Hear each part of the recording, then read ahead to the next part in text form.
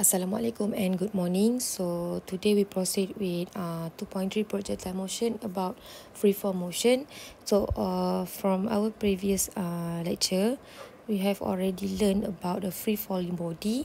So as you know that is defined as the vertical motion, and then is experienced by constant acceleration g, which are the value is constant acceleration. So the value is 9.81 meter per second and always pointing downward. So equation yang kita akan guna in free fall body is this one. Okay, kalau you perasan semua equation ni dah jadi negatif. Okay, yang ada relation dengan G. Okay, then the sign convention is depending on the value of U, V and S. Okay, so kalau U, V dengan S ni duduk above reference point, dia adalah positif lah. Kalau below reference point, dia adalah negatif. Okay, alright, so kita tengok equation number 1 for exercise 3. Okay, so we have an object is released from a rest. Okay, from a rest at a height of 20 meter from a building. Determine the time and the velocity when it reach the ground. Okay, so kita nak cari dulu dia punya time. Okay, so kita keluarkan dulu maklumat apa yang kita ada.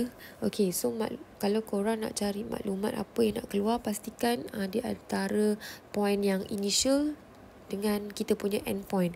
Okay, for example, dia nak suruh kita cari when it reach the ground. Maksudnya initial position kita adalah this position and then final position dekat sini. So within point A and point B tu adalah maklumat yang kita boleh cari. Okay, so starting point U kita ada nilai kosong. Okay, because it release from rest. Yang tu hint lah. Okay, U is 0 ms negative 1. G is 9.81 ms negative 2. And then kita ada S displacement 20 meter ni. Okay, 20 meter duduk di mana? Nampak tak? Duduk di bawah reference point. Okay, kalau awak nampak, ini adalah height of the building. Di bawah dia adalah 20 meter sampai position yang kita nak end. Ni end position.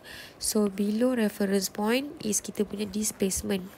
Sebab duduk di bawah reference point, maka nilai S kita adalah negatif. Negatif 20 meter. Okay, so kita nak guna untuk cari nilai T. T ni berapa? Okay, so kita ada formula banyak kan? Ada 4 formula dekat sini. So kita boleh pilih yang mana sesuai lah. Kita ada U, G, T, S. Okay, saya boleh guna formula yang ketiga. Okay, so jom kita mula. So S is equal to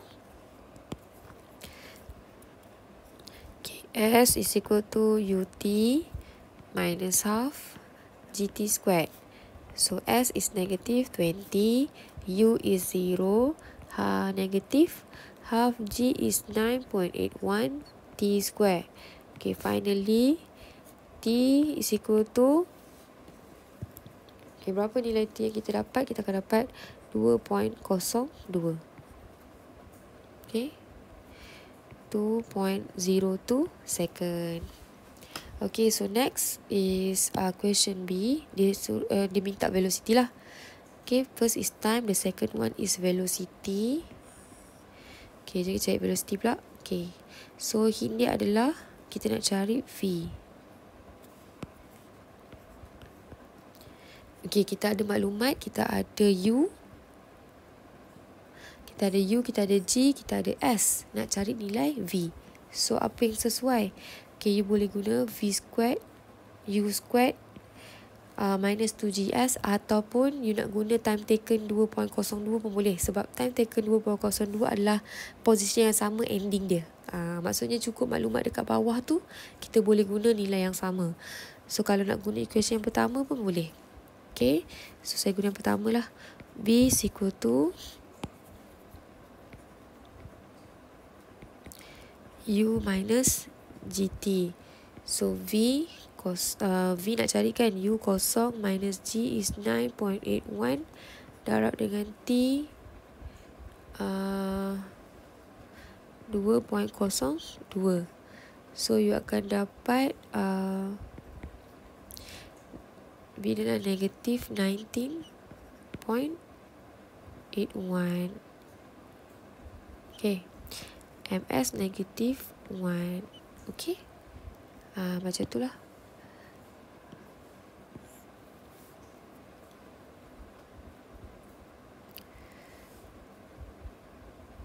Alright, so next we proceed with question number 2. Okay, a ball is thrown directly downward. Now with the velocity of initial speed 8 meter per second. Okay, dia ada initial speed lah 8 meter per second from a height of 30 meter. Calculate the time taken for the ball to strike the ground. Okay, same. Kita kena buat juga where's the initial position and the final position of this case. Okay, as you can see here, this is the initial point, this is the final point. So kita kena cari apa yang ada dekat initial dengan final point dia. Okay, so macam tadi jugalah sama lebih kurang, cuma dia bagi initial speed untuk case ni. So U dia lah downward. Okay, U downward is U negative 8 meter per second. G is 9.81, MS negative 2. Kita ada lagi 30 meter. Ingat 30 meter ni duduk di mana? Duduk di below reference point. So negative 30 meter. Okay, nak cari nilai time taken. So T lah. T sama dengan apa? Okay, so formula apa yang sesuai? UGST.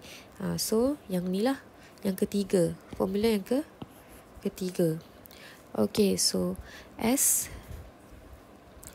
equal to UT minus half GT squared. Boleh guna ni ke? Oh, tak sesuai sebab tak ada nilai. Sekejap. Boleh lah. Okay, cukup.